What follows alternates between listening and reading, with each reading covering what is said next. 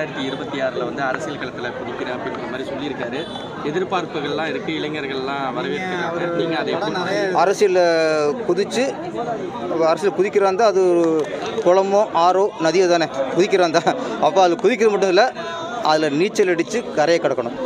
குதிக்கிறது ஈஸி, குதிச்சிட்டாரு. இது அது எதிர்நீச்சலாக இருக்கலாம், இல்லை ஆள் கடலாக இருக்கலாம், சுழலாக இருக்கலாம்.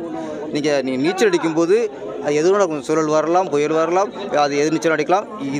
இதுக்கப்புறம் தான் விஜய் சாருக்கு சோதனை இருக்குது. இதுக்கப்புறம் அவர் பயணத்தை முட்டுக்கட்ட போகிறதுக்கு நிறைய அரசியல்கள்லாம் அந்த வேலையை பண்ணுவாங்க. இதுக்கப்புறம் தான் நீங்கள் உஷாராக இருக்கணும். உங்கள் திறமை வந்து இதுக்கப்புறம் தான் நிரூபிக்கப்படணும். அரசியல் குதிக்கிறதுக்கு உங்களுடைய சினிமா புகழ் அஸ்திவாரம். இன்றைக்கி கொடுக்கிற ரசிகர் இருக்காங்க, அந்த ரசிகரை நம்பி தான் நீங்கள் இன்றைக்கி விஜய் சார் கட்சி ஆரம்பிச்சிருக்காரு. ஆமாம், இது வந்து அஸ்திவாரம் தான். நீங்கள் பில்டிங் கட்டுறதுக்கு வந்து பொதுமக்களோட நம்பிக்கையை பெறணும். ஆமாம், அது இதுக்கப்புறம் தான் உங்களுடைய பயணம் எப்படி, உங்களுடைய போராட்டங்கள் எதுக்கான போராட்டங்கள் இருக்குது, நீ எப்படி எதை பற்றி பேசுகிறீங்க, அநியாயத்துக்கும் அக்கிரமத்துக்கு எதிராக பேசுகிறீங்களா, ஒரு ஆட்சியாளர்களை தவறு செஞ்சால் துணிஞ்சு நீங்களே தட்டி கேட்குறீங்களா, இதெல்லாம் மக்கள் கவனிப்பாங்க. அதை விஜய் சார் செய்யணும்னு வேண்டிக்கிறேன். நன்றி, வணக்கம். ஒரு வெற்றி வாய்ப்பு இருக்குது அவருக்கு உங்களுக்கு இன்றைக்கி வந்து ஒரு சீமான் போன்றவர்களோ இல்லை பிஜேபி அண்ணாமலை போன்றவர்களோ நிறைய மக்களை சந்தித்து பேசி தான் இன்றைக்கி ஓட்டு வங்கியை கூட்டியிருக்காங்க. இன்றைக்கி சீமான் சாருக்கு 3% 4% வந்திருக்கு.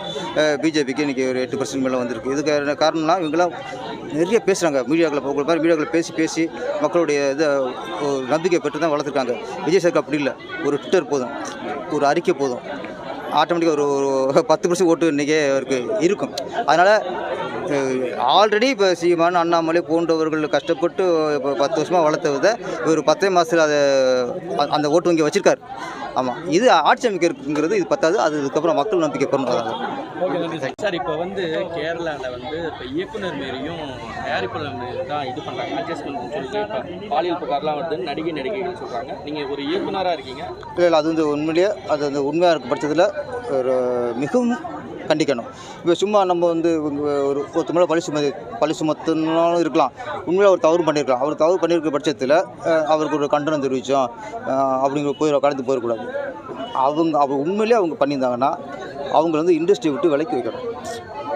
ஒரு ஆன்சரே ஒரு குறிப்பிட்ட 3 வருஷமாவது ஒரு நடிகராக இருந்தால் அவர் நடிக்காமல் பண்ணணும், இயக்குனராக இருந்தால் அவரை இயக்க விடாமல் பண்ணணும், தயாரிப்பாளராக இருந்தால் அவர் வந்து பட தயாரிப்பே 3 வருஷம் பண்ணக்கூடாதுன்னு வச்சுட்டிங்கன்னா தான் அடுத்த டைரக்டரோ நடிகரோ தயாரிப்பாளரோ ஒரு பயப்படுவாங்க. சும்மா பத்திரிக்கையில் இப்போ பரபரப்பாக வருதா, அடுத்த மாதம் வேறு ஒரு செய்தி வரும், அது பரபரப்பாக போயிடும், இது மறந்து போயிடுவாங்க. அதனால் இந்த மாதிரி விஷயங்கள் வந்து ஒரு பரபரப்புக்காகவும் ஒரு செய்திக்காகவும் அப்போதைக்கு சொல்லி அப்போதைக்கு ஒரு மன்னிச்சு விட்டோம் அப்படிங்கிற மாதிரிலாம் இருந்தால் இந்த இதுக்கு ஒரு தீர்வே வராது. தீர்வுங்கிறது இன்றைக்கி வந்து இது காவல்துறையோ நீதிமன்றமோ தண்டனை வழங்க முடியாது. ஏன்னா இதுக்கு ஆதாரம் கேட்பாங்க. நீதிமன்றம் போனால் கையை பிடிச்சான்னு சொல்கிறேன், எங்கே ஆதாரம் இருக்கான்னு கேட்பாங்க. கையை பிடிச்சதுக்கு கையை பிடிச்சவனும் பிடிக்கப்பட்டவனு தான் ஆதாரம். இங்கே எப்படி ஆதாரம் ஆதாரம் இல்லை பட்சத்தில் எப்படி நீதிமன்றம் தண்டனை கொடுக்கும்? இதுக்கு வந்து காவல்துறை இதெல்லாம் கொஞ்சம் சரியாக வராது. என்னோடய கணிப்பு. ஏதாவது ஒரு 1-2 தண்டனை கொடுக்கலாம் தவிர மேக்ஸிமம் வராது. இதுக்கு வந்து நடிகர் சங்கம், தயாரிப்பாளர் சங்கம், இயக்குனர் சங்கம் இவங்கள இருக்காங்க, இவங்க ஸ்டெப் எடுக்கணும். அவங்களுக்கு தெரியும், கேட்கும்போதே பண்ணியிருப்பான் பண்ணலங்களை தெரியும். அப்போ அவங்க தான் இந்த சங்கங்கள் வந்து ஒரு இது கடுமையாக இருக்கணும். நீங்கள் இது வந்து போலீஸ் ஸ்டேஷன் நீதிமன்றம் போதெல்லாம் வேஸ்ட்டு. இன்னொன்று நான் சொல்கிறேன், இந்த பாலியல் தொல்லை அப்படிங்கும்போது தயவுசெய்து சொல்கிறேன், இது வரைக்கும் விட்டுருங்க. இதுக்கப்புறம் ஒரு நடிகைக்கு இல்லை யாருக்கோ ஒரு பாலியல் தொல்லை இன்றைக்கி பண்ணால் மறுநாளே போய் நேற்று பண்ணால் அப்படின்னு போய் நீங்கள் நடிகை சங்கம் புகார் கொடுங்க.